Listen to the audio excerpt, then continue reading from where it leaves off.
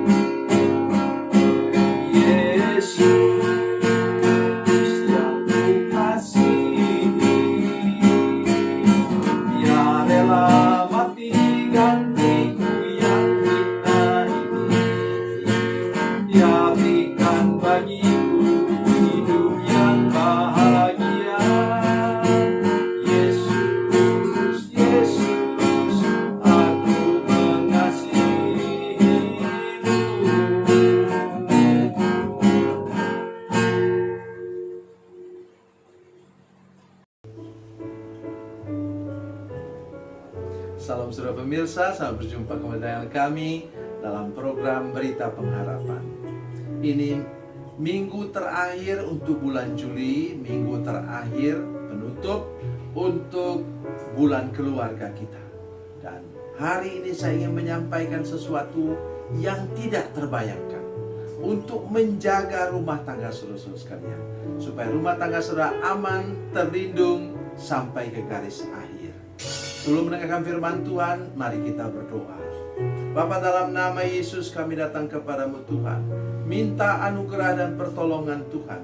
Ketika kami mendengarkan firman Tuhan, di hati kami dijamah oleh Tuhan, dilembutkan oleh Tuhan, untuk diisi penuh dengan berkat firman Tuhan, supaya rumah tangga kami dapat bertahan sampai ke garis akhir. Terima kasih Tuhan, dalam nama Yesus kami berdoa. Haleluya, amin. Mari kita membaca firman Tuhan hari ini dari 1 Petrus pasal 3 Perjanjian Baru, 1 Petrus pasal 3 ayat 1 sampai 7. 1 Petrus pasal 3 1 sampai 7. Saya baca ayat 1 dulu. Demikian juga kamu, hai istri-istri, tunduklah kepada suamimu, supaya jika ada di antara mereka yang tidak taat kepada firman, mereka juga tanpa perkataan dimenangkan oleh kelakuan istrinya. Ingat kata kelakuan. Ayat 4. Tetapi perhiasanmu ialah manusia batiniah, yang tersembunyi dengan perhiasan yang tidak binasa, yang berasal dari roh yang lemah lembut dan tentram, yang sangat berharga di mata Allah. Ingat kata-kata lemah lembut dan tentram. Oh, luar biasa saudara sekalian. Inilah kata kunci untuk kehidupan suami istri. Ya, memang ditujukan terutama kepada istri-istri, ibu-ibu. Tetapi saya ingin katakan bahwa kita semua membutuhkan hal yang sama dalam hidup kita. Yang pertama ialah kelakuan. Ya. Saya selalu mengatakan, mengulang-ulang, firman Tuhan dalam Roma pasal 12 ayat 2 mengatakan bahwa berubahlah oleh pembaharuan budi. Budi itu artinya akal budi. Dalam bahasa Inggris menggunakan mind. Change your mind. Itulah mindset pola pikir kita. Membuahkan apa? Membuahkan etika dan moral kita. Membuahkan pola dan gaya hidup kita. Sudah bisa bilang gini, ya memang gaya hidup saya ini suka-suka, tapi saya sungguh-sungguh dalam Tuhan. Bagaimana orang mau percaya? Orang lihat cara sudah berpakaian, warna rambut sudah sekalian. Bagaimana sudah kemudian alismu, ibu-ibu terutama, kalau dengar baik-baik, cara kita merawat alis kita juga dilihat oleh orang. Saya ini bermasalah, saudara sekalian. Saya ikut alis ayah saya. Setiap kali saya potong rambut, orang bilang, "Pak, diratain ya alisnya." Saya bilang, "Jangan. Ini warisan dari bapak saya." Orang lihat itu. Cara kita berpakaian, kita bisa bilang, "Ya, tapi saya orang sungguh-sungguh hidup dengan Tuhan." Ya. Tapi bagaimana orang bisa percaya kalau melihat kita seleboran, suka-suka? Ya. Terus kemudian apa? Tutur kata dan tingkah laku. Itu yang tadi disebut dalam firman Tuhan ini. Mereka bertobat kenapa? Karena melihat kelakuan istri. Begitu pentingnya kita buah yang berikutnya ini, tingkah laku. Dalam buah Roh Kudus itu buah ke-9 namanya penguasaan diri. Bahasa Inggris menggunakan kata self control. Jadi kita mampu mengendalikan diri. Mungkin sudah berpikir, aduh, kayaknya harus sempurna ini di hadapan Bapak tua yang sedang berkhotbah ini. Tidak, saudara sekalian.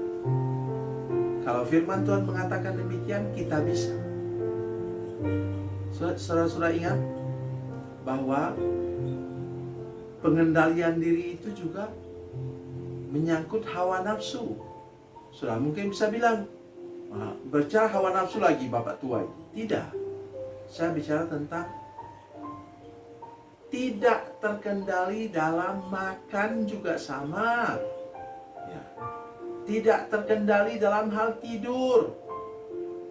Karena nonton sinetron, kemudian kita baru tidur jam 1 atau jam 2. Bagaimana kita bisa sehat kalau demikian? Apalagi pada masa pandemi ini. Saya mengajak kita semua, tolong sadar benar bahwa kelakuan kita dapat membuat orang diberkati, dapat juga menjadi kutuk bagi orang, terutama orang terdekat kita, pasangan kita. Yang kedua, ini yang saya suka, katanya, tetapi perhiasanmu ialah manusia batinnya. Batin, yaitu lemah lembut dan tenteram. Kita bisa lihat dari wajah orang, saudara sekalian. Saya juga mengajar ilmu psikologi tentang wajah orang. Kita bisa lihat kalau orang itu dari matanya kita bisa lihat apakah dia orang yang tenang atau orang yang gelisah. Lawan kata tentram itu kata gelisah. Jadi kita tidak bisa menampilkan wajah yang apa? Yang tentram. Kalau hati kita memang gelisah. Saya suka bergurau dengan anggota jemaat, terutama ibu-ibu, saudara sekalian, kaum wanita. Saya katakan, coba pegang pipinya. Kalau kita murung, pipinya kendor. Tapi kalau kita senyum, coba. Pemirsa sekalian, coba dicoba di rumah. Senyum, pipinya kencang. Jadi tidak usah operasi pipi. Ya. Apalagi sedot lemak, tidak perlu. Kalau sudah tersenyum, orang rajin tersenyum, maka dengan sendirinya pipimu kencang.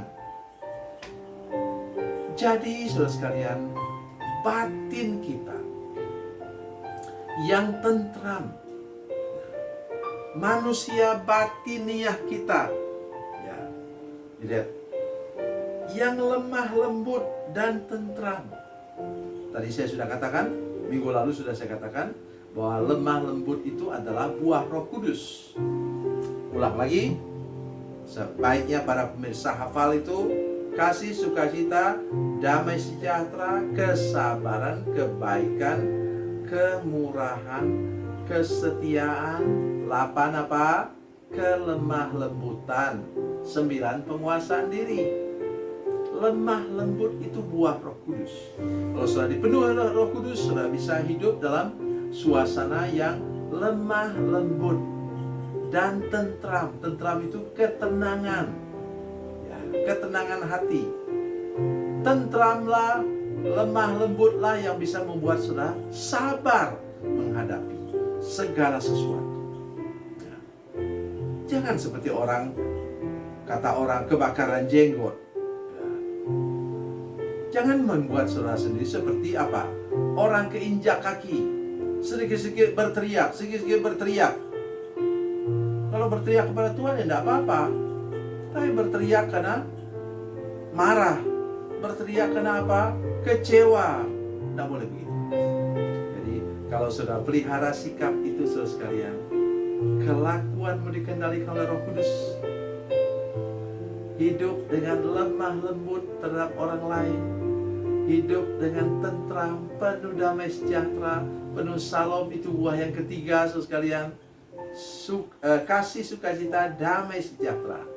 Maka akan banyak orang lain tertarik kepada Yesus, tertarik kepada Roh Kudus, karena melihat penampilan saudara sekalian. Dan itu yang membuat rumah tangga saudara aman sampai ke garis akhir. Tuhan Yesus memberkati, Tuhan Yesus baik. Mari kita berdoa. Bapa, dalam nama Yesus, terima kasih banyak untuk firman Tuhan ini.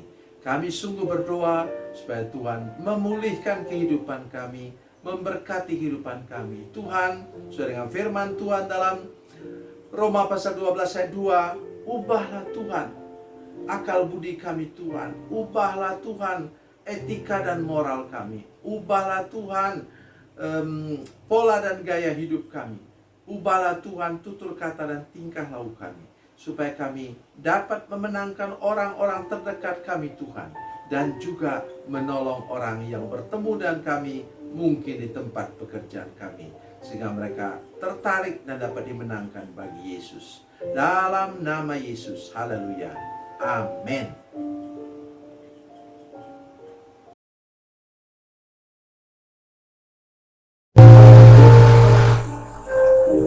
Bila Anda memerlukan dukungan doa kami, atau bila Anda punya masalah yang ingin didoakan, silakan menghubungi nomor telepon kami 0812 7661 1125. Dan bagi Anda yang berada di luar negeri, silakan menghubungi plus 62 812 7661 1125. Tuhan Yesus memberkati, Tuhan Yesus berkati.